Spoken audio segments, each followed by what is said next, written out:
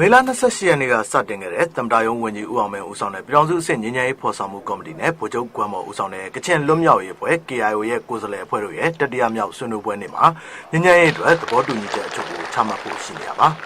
လက်ရှိမနက်ပိုင်းအစည်းအဝေးပြီးဆုံးတဲ့အချိန်ထိနှစ်ဖက်တွဲဆုံဆွေးနွေးမှုတွေဆက်လုပ်ဖို့နဲ့အားလုံးပါဝင်ခွင့်ရှိတဲ့စစ်မှန်တဲ့နိုင်ငံရေးဆွေးနွေးမှုတွေဆက်လက်လှုပ်ဆောင်ဖို့ဆိုတဲ့အချက်တွေပါဝင်တဲ့အချက်6ချက်ကိုသဘောတူလက်မှတ်ရေးထိုးဖို့ညှိနှိုင်းနေကြတာလည်းဖြစ်ပါတယ်။ဒါပထမဆုံး statement ထုတ်နိုင်တဲ့အနေအထားမျိုးရှိတယ်အခုနှစ်ဖက်အဖွဲ့တွေကျွန်တော်စကားလုံးရွေးချယ်မှုနဲ့ဒါတွေကိုကျွန်တော်တို့ရွေးနေပါတယ်အဲ့တော့အဓိကကတော့ဒီထဲမှာဖြစ်နိုင်မှုလက်မှတ်ထိုးနိုင်မှုမျှော်လင့်ထားတဲ့အချက်တွေရှိတယ်အဲ့ဒါတော့နှစ်ဖက်ဆက်ပြီးတော့ကျွန်တော် political dialogue တွေကျွန်တော်ဆက်ဆွေးနွေးဖို့နောက် KNW ကတောင်းဆိုထားတဲ့ဒီကျွန်တော်တို့ဒီနိုင်ငံရေးပေါ့တကယ်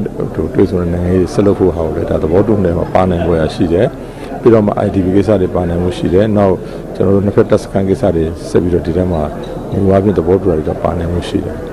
ဒီဆွေးနွေးပွဲကိုကုလသမဂ္ဂအထွေထွေအတွင်းရေးမှူးချုပ်မစ္စတာဖန်ကီမွန်ရဲ့အထူးကိုယ်စားလှယ်မစ္စတာဗီဂျီနမ်ဘီယာနဲ့တရုတ်နိုင်ငံနဲ့တိုင်းဒေသလက်နက်ကိုင်အဖွဲ့အစည်းတွေကကိုယ်စားလှယ်တွေနဲ့လွှတ်တော်ကိုယ်စားလှယ်တွေလည်းလေ့လာသူအဖြစ်တက်ရောက်မှုတွေရှိနေတာဖြစ်ပါတယ်။အဲ့ဒီ28ရက်နေ့စတဲ့ဆွေးနွေးပွဲကတည်းကကျွန်တော်တို့ကောင်းတဲ့လက္ခဏာတွေပြနေတာပဲ။နော်။ဦးတစ်ဖက်ဆွေးနွေးတဲ့ဟာသူတို့ကအလေးထားပြီးတော့လက်ခံတဲ့အပိုင်းတွေပြလာတာ။နော်။ဦးတို့အမြင်ကတော့ဒီတစ်ချိန်ဆွေးနွေးပွဲတော့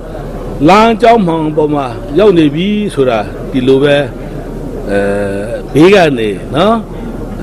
သုံးသပ်ပြီးတော့မြင်ပါတယ်ပြောင်းစုစစ်ငြိမ်းချမ်းရေးဖော်ဆောင်မှုကော်မတီနဲ့ကချင်လွတ်မြောက်ရေးအဖွဲ့ KIO ကိုယ်စားလှယ်အဖွဲ့တို့ဟာပြီးခဲ့တဲ့2012ခုနှစ်ကစတင်ပြီးတော့အပြစ်ခတ်ရစဲရေးအပါအဝင်ငြိမ်းချမ်းရေးဆွေးနွေးမှုတွေအတွက်တရုတ်နိုင်ငံရွှေလီမြို့မှာ9ကြိမ်မြောက်တွေ့ဆုံမှုတွေရှိခဲ့တာပါ6ကြိမ်မြောက်နဲ့9ကြိမ်မြောက်တွေ့ဆုံဆွေးနွေးမှုတွေကနေနှစ်ဖက်ဆက်လက်ဆွေးနွေးဖို့ဆုံးဖြတ်ချက်တွေကိုချမှတ်နိုင်ခဲ့ပြီးတော့အခု10ကြိမ်မြောက်ဆွေးနွေးပွဲကိုကချင်ပြည်နယ်မြို့တော်မြစ်ကြီးနားမြို့မှာပထမအဆုံးအနေနဲ့ကျင်းပပြုလုပ်လာတာပါဒီတွေ့ဆုံဆွေးနွေးပွဲကနေပြီးတော့စစ်မှန်တဲ့ငြိမ်းချမ်းရေးနဲ့ပြည်တွင်းစစ်ရစဲရေးတွေအတွက်နှစ်ဖက်သဘောတူညီချက်တွေချမှတ်နိုင်ကြဖို့ကိုလည်းကချင်ပြည်သူတွေကလိုလားနေကြတာဖြစ်ပါတယ်ကျွန်တော်အဖုံးပြပါခင်ဗျာ